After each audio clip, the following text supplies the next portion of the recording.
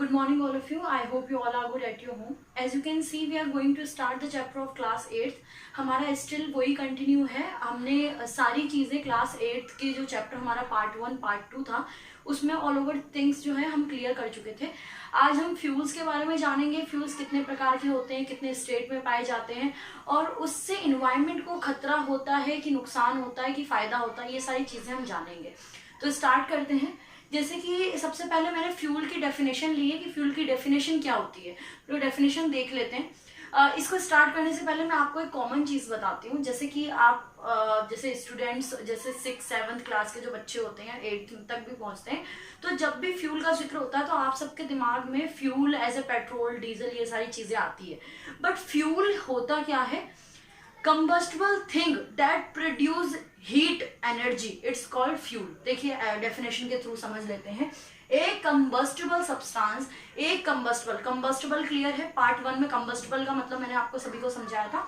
एक combustible substance burn for releasing its heat energy, its known as fuel. Combustible substance जो कि जलने के दौरान हीट एनर्जी को रिलीज करता है, हीट एनर्जी देता है, वो आपका क्या कहलाता है? वो फ्यूल कहलाता है. जैसे मैंने यहाँ पे कुछ फ्यूल्स के एग्जांपल लिए हैं. देखिए हर सब्सटेंस जो जलने के दौरान हीट प्रोड्यूस कर रहा है बेसिकली वो क्या है? आपका फ्यूल है.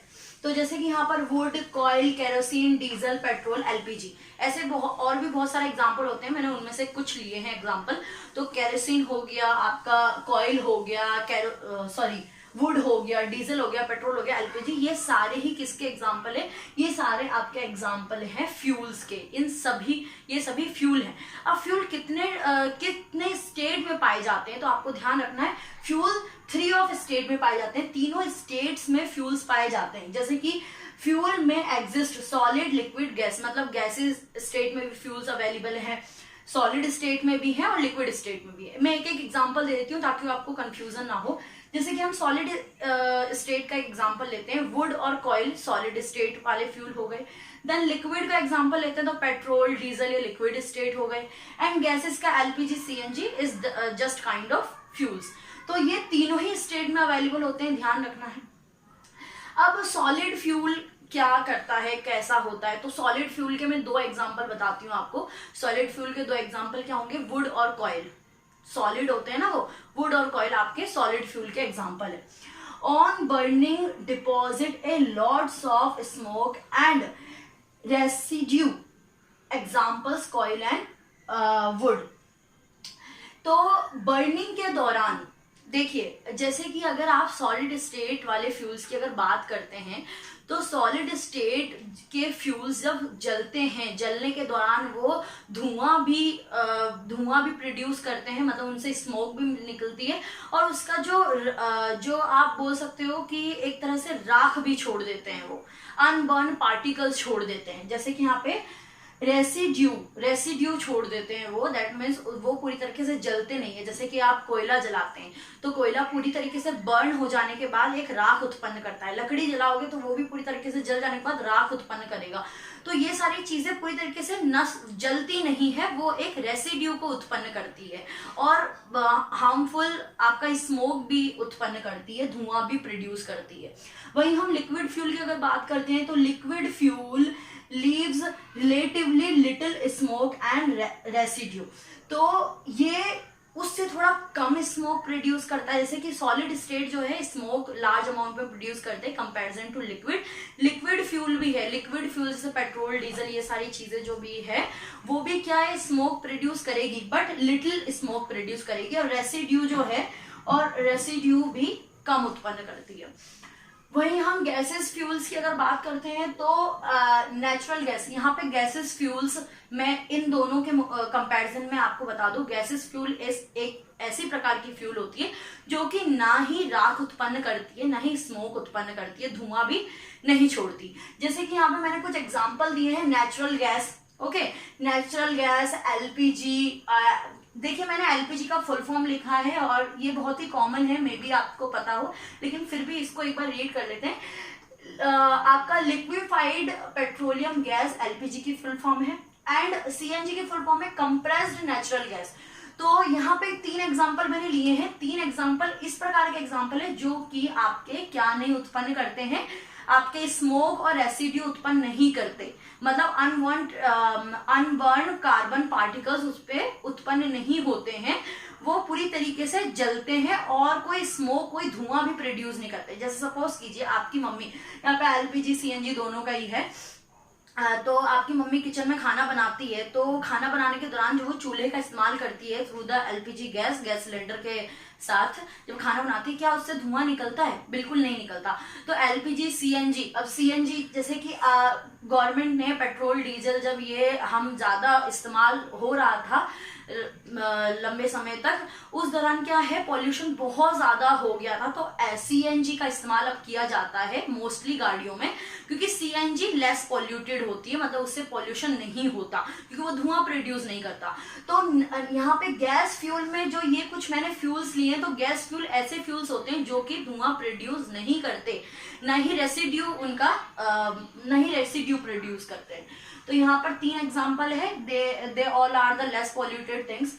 तो अब यहाँ पे कैरेक्टरिस्टिक्स ऑफ गुड फ्यूल्स। अब एक अच्छे फ्यूल के लिए, अच्छा फ्यूल अगर आपको चाहिए तो आप उनमें क्या क्या खूबियां देखते हैं। जैसे कि आप कोई भी सामान लेने जाते हैं तो उसमें कुछ ना कुछ क्वालिटी आप देखते हैं, तो अच्छे फ्यूल के लिए आप उसमें फ्यूल्स में कौन कौन सी क्वालिटीज को है जो ढूंढेंगे। तो पहली क्वालिटी है, a good fuel should have a low ignition temperature. एक गुड फ्यूल जो है उसका इग्निशन टेम्परेचर जो होना चाहिए वो लो होना चाहिए। मैंने इग्निशन टेम्परेचर बताया था, लो इग्निशन टेम्परेचर का मतलब जल्दी से काम करे, लो इग्निशन टेम्परेचर का मतलब जल्दी काम करे। हाई इग्निशन टेम्परेचर में तो टाइम लग जाएगा, जिसने फर्स्ट पार्ट देखा उसको इसमें कोई कंफ्यूजन नहीं होगी। लो इग्निशन टेम्परेचर होना चाहिए। अच्छे फ्यूल की एक क्वालिटी क्या है, उसका इग्निशन टेम्परेचर लो होना चाहिए, मतलब आसानी से और जल्दी से वो चल जाए। And calorific value should be have higher. अब आप सोचोगे कैलोरिफिक वैल्यू क्या है। देखिए आपकी जो ये आपकी प्राइवेट बुक है उसमें कैलोरिफिक वैल्यू की पूरी तरीके से नहीं, बट एनसीईआरटी जो गवर्नमेंट द्वारा उपलब्ध कराई जाती है उसमें कैलोरिफिक वैल्यू की वैल्यूज भी दी गई है। तो मैं कैलोरिफिक वैल्यू क्लियर कर देती हूँ। कोई भी फ्यूल 1 kg फ्यूल के बर्न होने पर, ध्यान सुनना है, 1 kg फ्यूल के बर्न होने पर जो हीट प्रोड्यूस होती है वो कैलोरिफिक वैल्यू कहलाती है। एक बार और रिपीट कर रही हूं मैं, ध्यान रखना है आपको। 1 kg फ्यूल, कोई भी फ्यूल है 1 kg फ्यूल जो जिसके जलने पर जितना हीट प्रोड्यूस हो रहा है वो कैलोरिफिक वैल्यू कहलाता है। 1 kg फ्यूल के जलने पर जितना भी हीट प्रोड्यूस होता है वो उसका कैलोरिफिक वैल्यू कहलाता है। और आपके हर फ्यूल का कैलोरिफिक वैल्यू डिफरेंट होता है, तो इससे पता चलता है कि 1 kg जलने पर वो कितना हीट जो है वो प्रोड्यूस करता है। ओके, तो कैलोरिफिक वैल्यू कैसी होनी चाहिए, हाई कैलोरिफिक वैल्यू होनी चाहिए। इजिली अवेलेबल, अब देखिए अब क्वालिटी तो है बट आपको आसानी से मिल ही नहीं रहा है, तो क्या फायदा ऐसे फ्यूल का। तो इजिली अवेलेबल होना चाहिए कि आपको आसानी से मिल जाए, ये नहीं कि हमें दूर दूर जाना पड़ रहा है लेने के लिए, वो तो फिर अवेलेबल ही नहीं है, तो फिर क्या फायदा इतने गुड क्वालिटी का। वो इजिली अवेलेबल हो, मतलब आसानी से मिल जाए हमें। Cheap easy to transport, cheap that mean सस्ता होना चाहिए, इतना भी महंगा नहीं कि हम खरीद ही नहीं सके, तो हम खरीद ही नहीं सकेंगे तो क्या फायदा। तो चीप होना चाहिए, सस्ता होना चाहिए, इजी टू ट्रांसपोर्ट होना चाहिए कि वो ट्रांसपोर्ट उसको आसानी से किया जा सके। The fuel should cause minimum pollution, ऐसे फ्यूल होने, देखिए आप कोई भी, यहाँ तक कि आप टीवी फ्रिज ये सारी भी चीजें जलाते हैं जो इलेक्ट्रिसिटी से जो जलती है, इन सबसे भी हीट और पॉल्यूशन जो है वो क्रिएट होता ही होता है। तो हर इलेक्ट्रिसिटी चीजों से और फ्यूल्स में पॉल्यूशन होगा, लेकिन मिनिमम पॉल्यूशन होना चाहिए, मतलब पॉल्यूशन बहुत ही कम मात्रा में होना चाहिए। मतलब जो आप फ्यूल्स, अगर गुड फ्यूल की क्वालिटी की बात करें तो उसका पॉल्यूशन मिनिमम होना चाहिए, बहुत कम उसमें पॉल्यूशन क्रिएट होना चाहिए उससे। Fuel should not be leave any residue, उससे कोई रेसिड्यू, कोई स्मोक, इस तरीके से धुआं वगैरह नहीं छोड़ना चाहिए। आई होप ये कंटेन जो है आपको समझ में आया होगा। इससे थोड़ा सा कंटेन बाकी है तो मैं सिर्फ ऐसे ही बोल के आपको समझा देती हूँ विदाउट राइटिंग। तो देखिए फ्यूल्स के बारे में अगर हम बात करते हैं तो अभी मैंने आपको सॉलिड फ्यूल, लिक्विड फ्यूल, कई तरह के प्रकार के फ्यूल बताए। तो इनमें से आपको समझ में आया कुछ फ्यूल जो है स्मोक प्रोड्यूस करते हैं, रेसिड्यू प्रोड्यूस करते हैं, कुछ रेसिड्यू और स्मोक प्रोड्यूस नहीं करते। तो ऐसे फ्यूल जो स्मोक प्रोड्यूस करते हैं, धुआं प्रोड्यूस करते हैं, वो हमारे इन्वायरमेंट के लिए बहुत प्रकार से क्या है वो हानिकारक होता है।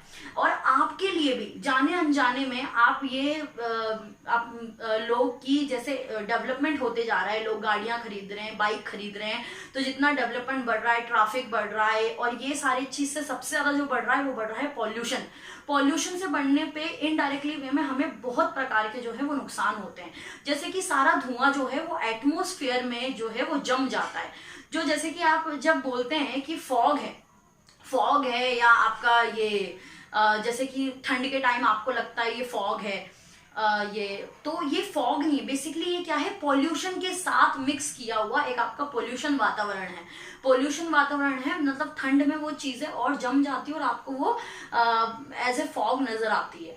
तो जितना भी आप इन्वायरमेंट में गंदगी फैलाते हैं वो वातावरण में जम जाती है। और जो पहली वर्षा होती है, पहली वर्षा जो होती है वो उसे अम्लीय वर्षा क्यों कहा जाता है, क्योंकि जितना पॉल्यूशन वातावरण में है वो नीचे की ओर थ्रू द रेन यानी बरसात के दौरान, बारिश के दौरान नीचे की ओर आता है, और नीचे की ओर आने से और वो कई प्रकार की बीमारियां भी प्रोड्यूस करता है। और जैसे कि ताजमहल एक अच्छा एग्जांपल है, ताजमहल जो पीला पड़ गया है वो पीला पड़ गया है क्यों, अम्लीय वर्षा की वजह से। और अम्लीय वर्षा तो आपको पता ही है, जितना भी धुआं प्रोड्यूस होता है वो सारा एटमॉस्फेयर में जाता है, और पानी जब होती है वो धुआं और गंदगी को नीचे की ओर, जैसे कि आपने देखा होगा कि जब बरसात होती है, बरसात के बाद आपका मौसम या वातावरण को चारों ओर देखें बरसात के बाद, तो बिल्कुल ऐसा लगेगा कि बिल्कुल ट्रांसपेरेंट, इतना साफ सुथरा वातावरण है। क्यों? क्योंकि सारा स्मोक, जितनी गंदगी थी वो बरसात के दौरान नीचे की ओर आ गई है, नीचे जमीन पर आ गई है। इस तरह से हमें बहुत सारी बीमारियां भी होती है। और धुएं से सबसे ज्यादा जो बीमारी होती है वो रेस्पिरेटरी सिस्टम में, ट्रैकिया में, जो आपके फेफड़े होते हैं उनमें गंभीर समस्या, अस्थमा जैसी समस्या होती है। तो पॉल्यूशन जो है वो कम करना चाहिए। इसके लिए हमें चूल्हे का दैट मीन्स जो आप गोबर के उपले के चूल्हे होते हैं उनका इस्तेमाल ना करें। एलपीजी, सीएनजी, इन ऐसे नेचुरल गैस, इस गैसेस का इस्तेमाल होंगे तो पॉल्यूशन कम मात्रा में होगा। आई होप ये चैप्टर आपको समझ में आया होगा। समझ में आया है अच्छी तरीके से तो प्लीज लाइक, सब्सक्राइब करें। Have a good day.